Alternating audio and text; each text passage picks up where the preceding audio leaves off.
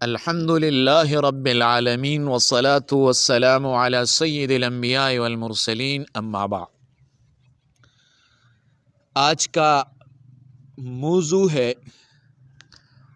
ہم نے ہاتھ کیوں نہیں اٹھائے، یعنی رفع الیدین کرنا اور نہ کرنا۔ آج ہم بتائیں گے کہ ہم نے ہاتھ کیوں نہیں اٹھائے، لیکن اس سے پہلے اگر آپ لوگ اس چینل میں نئے ہو تو برائے مہربانی اس چینل کو سبسکرائب کرے اور ہمیں سپورٹ دے۔ تو اس موضوع کا عنوان ہے ہم نے ہاتھ کیوں نہیں اٹھائے۔ ذرا غور کرو، نماز شروع ہوئی، تکبیر کہی، ہاتھ اٹھے، پھر رکوع آیا لیکن اس بار ہاتھ نہیں اٹھے۔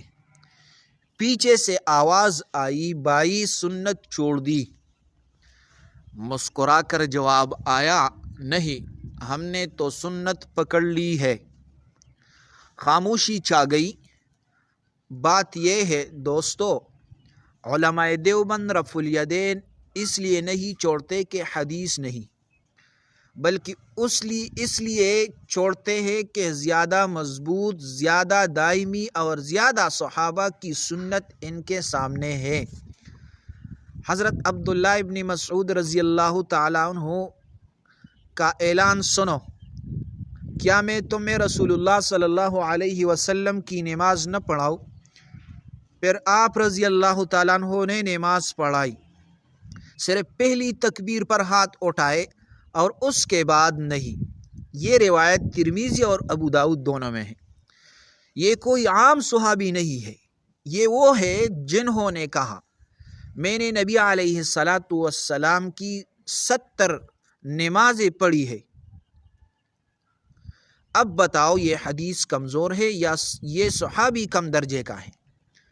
عجیب نکتہ سن لو، اگر رفع الیدین ہر رکوع میں ضروری ہوتا تو خلفائے راشدین کیوں نہ کرتے؟ کوفہ، بصرہ، بغداد کے ہزاروں صحابہ کیوں نہیں کرتے؟ امت کا بڑا حصہ کیوں چھوڑ دیتا؟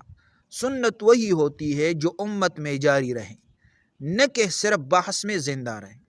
علماء دیوبند کا اصول یہ ہے، حدیث کو حدیث سے سمجھو، عمل صحابہ کو نظر انداز نہ کرو۔ اسی لیے وہ کہتے ہیں رفع الیدین جائز ہے، مگر ہم نہ کرنے کو اقرب الی السنت سمجھتے ہیں۔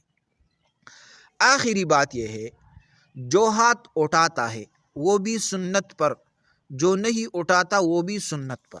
فرق صرف یہ ہے کہ ایک روایت پر عمل ہے، دوسرا جمہور صحابہ کے عمل پر۔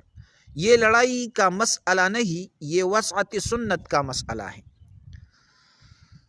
تو اختتامی جملہ یہ ہے، ہم نے ہاتھ نہیں اٹھائے مگر حدیث کا ہاتھ کبھی نہیں چھوڑا۔ تو برائے مہربانی اس میں جھگڑے کی کوئی بات نہیں ہے۔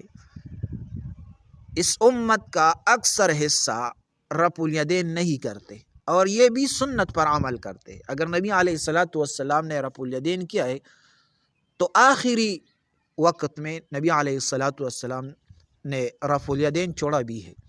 تو برائے مہربانی اس میں جھگڑے کی بات نہیں، یہ سنت عمل ہے اور دونوں کے پاس دلائل ہے۔